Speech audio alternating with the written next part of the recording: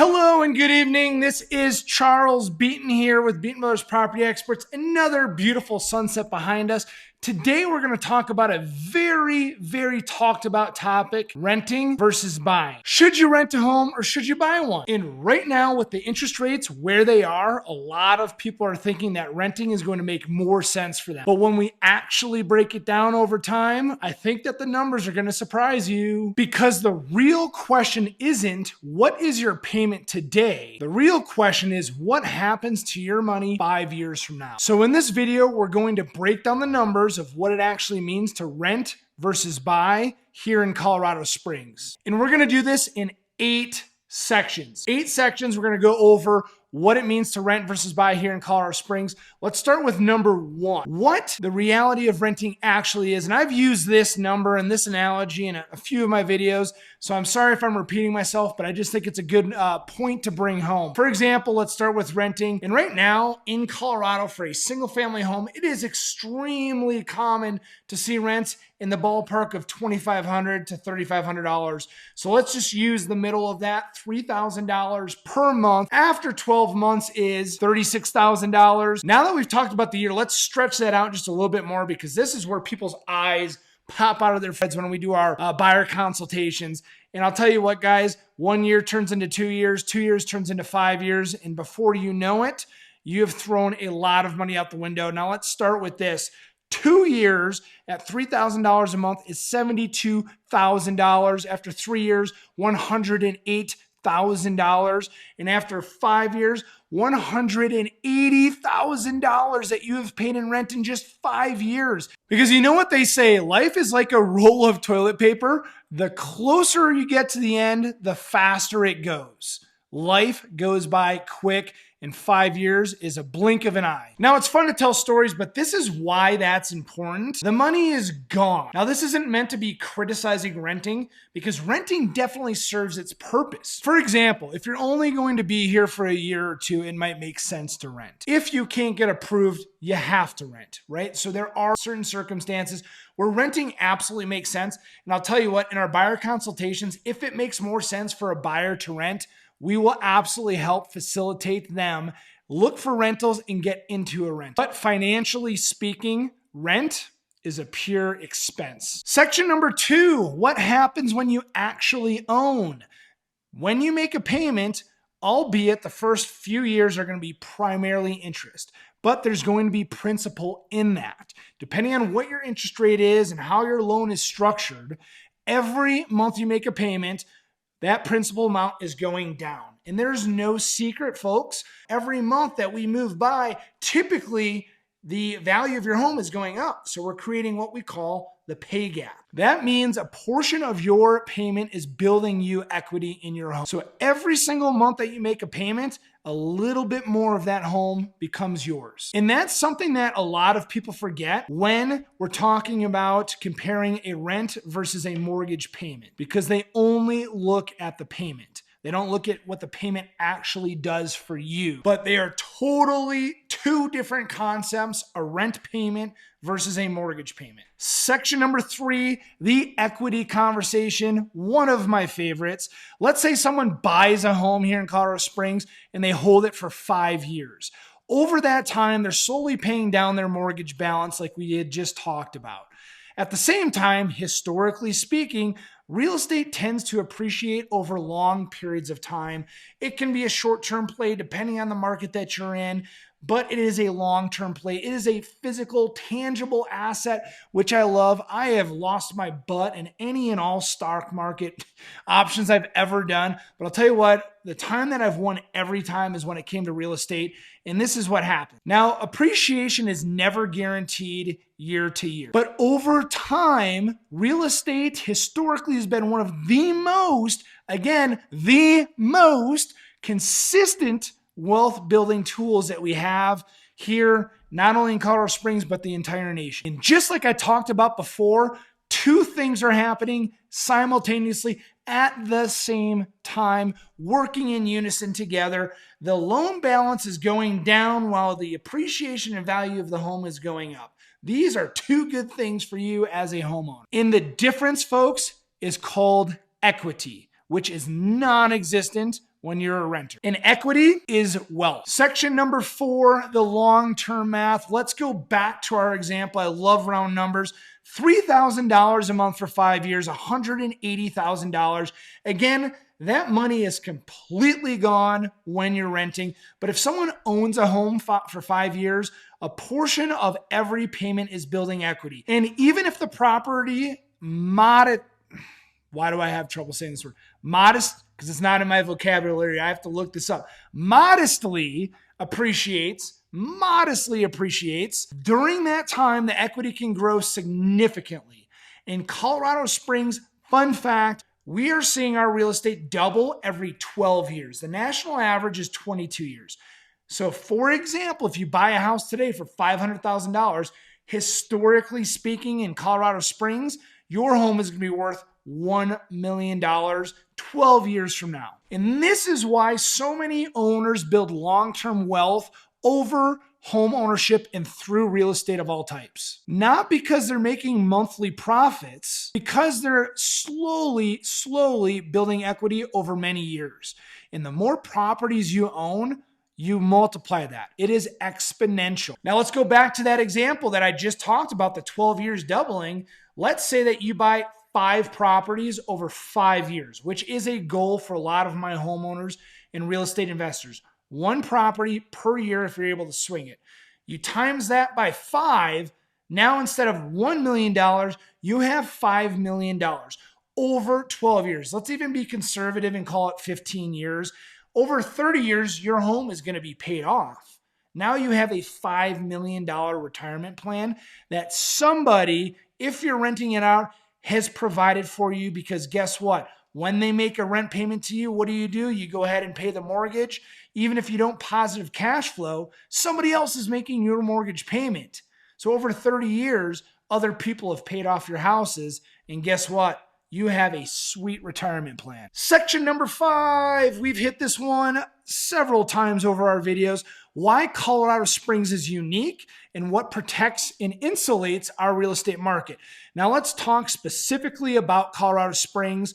First, we have the strong military presence. I probably sound like a broken record after this point, but with Fort Carson, Cheyenne Mountain NORAD, Peterson Space Force Base, Schriever Space Force Base, the U.S. Air Force Academy, and just 50 minutes away from where I'm sitting right now, Buckley Space Force Base, 6 military installations.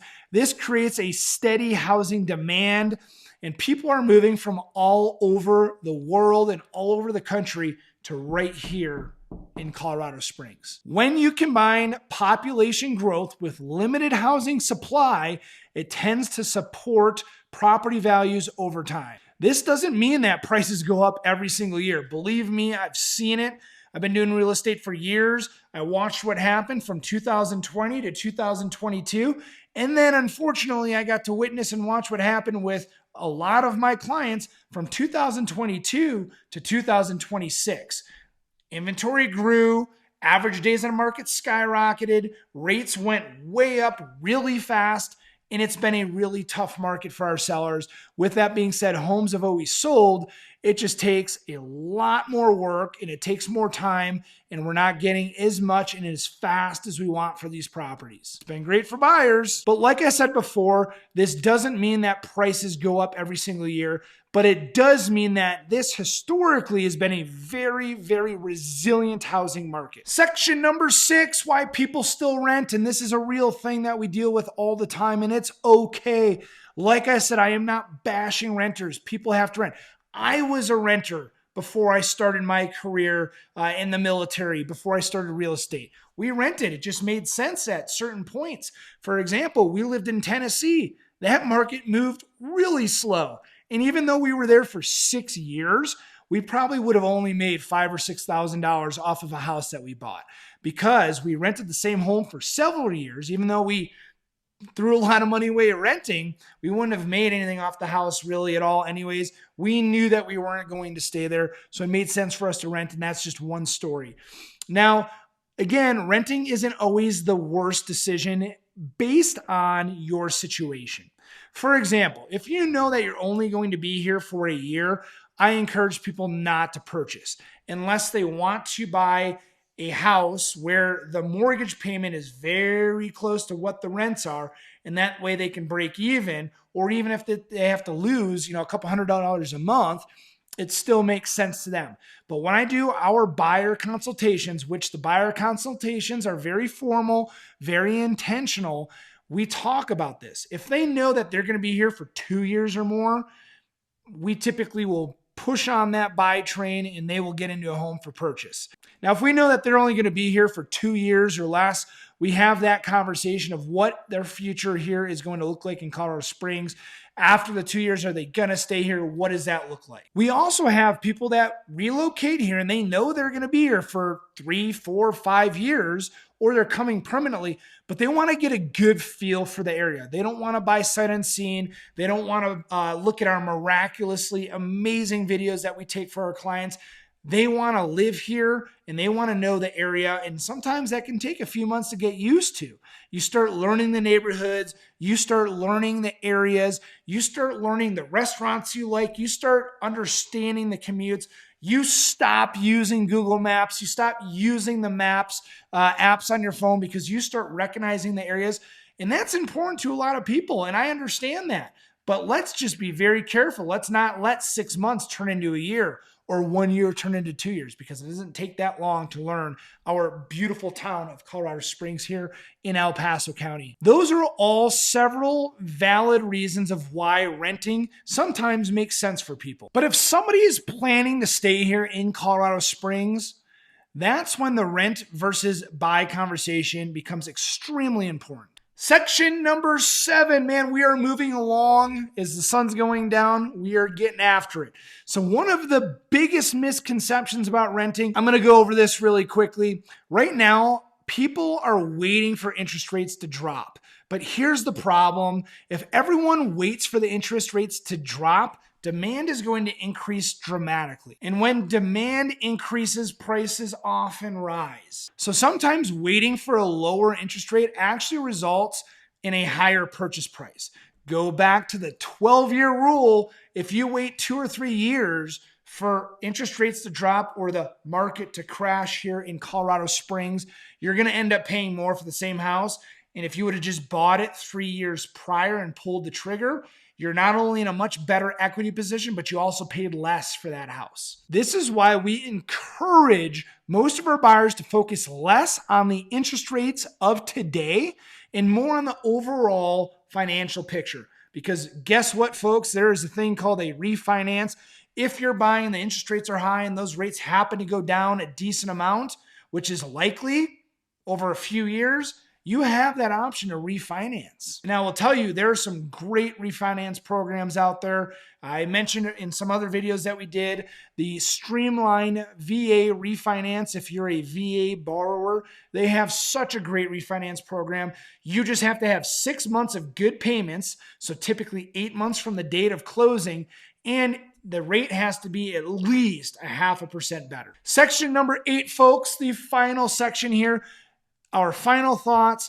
At the end of the day, renting versus buying isn't just about the monthly payment. It's about what happens to that money over time. Rent is an expense.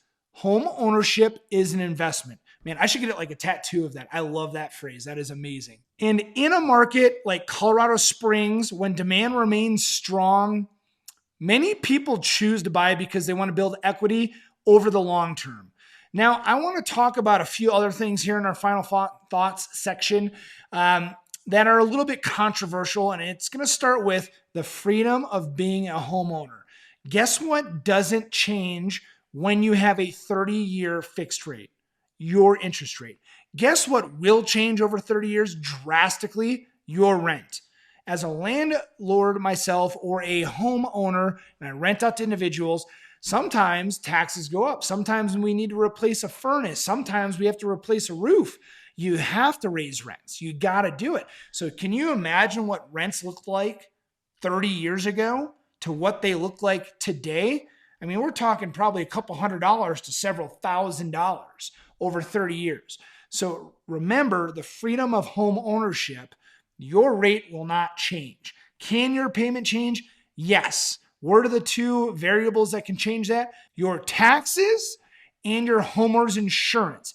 If your taxes and homeowners insurance goes up, yes, your payment is going to go up, but it's not going to be as crazy as a landlord raising the rent. Another concept, let's say that you want to paint a bedroom. You just had a little girl and you want to paint the bedroom pink, or you just had a little boy and you want to paint the bedroom blue, or you want to paint the bedroom green. You have to ask for permission. And guess who doesn't get reimbursed for those improvements? And guess who paints a room one of those three colors has to change it back to white before they move at their own expense.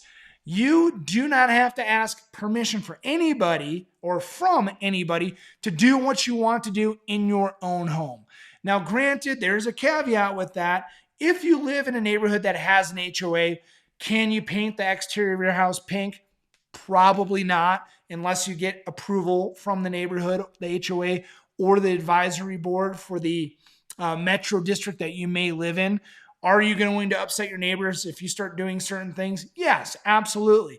But I'll tell you what, there is nothing like being able to do what you want in your home or in your garage and not have to ask for permission.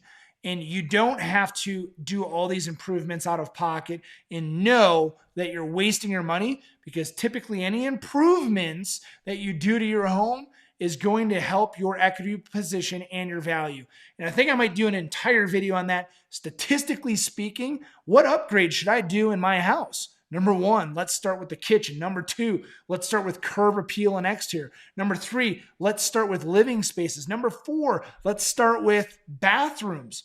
And I probably will do an entire video on that, because there is a statistic book and playbook that we follow to get a better ROI on your home when you're doing certain upgrades. If you go and put $100,000 worth of sod and grass and a fence in your backyard, are you going to get a dollar for dollar return on that? Most likely not. But there are certain things where you can get a dollar for dollar return, or even better. Now, I hope that you enjoyed the information in this video. We went over 8 sections of renting versus buying, and I'd love to talk more about it with you guys. If you have any questions, if I missed anything, comment, subscribe, shoot me a message, shoot me an email. We are too easy to get a hold of. Beaton Brothers Property Experts, just Google us. We will pop up. We have a lot of social proof, a lot of social media presence. Reach out to us. I'd be happy to go back, make a video special for you, and make sure that we're not missing anything. And most importantly, if you're thinking about buying or selling a home here in Colorado Springs, understand that you have options. Please feel free to reach out to us.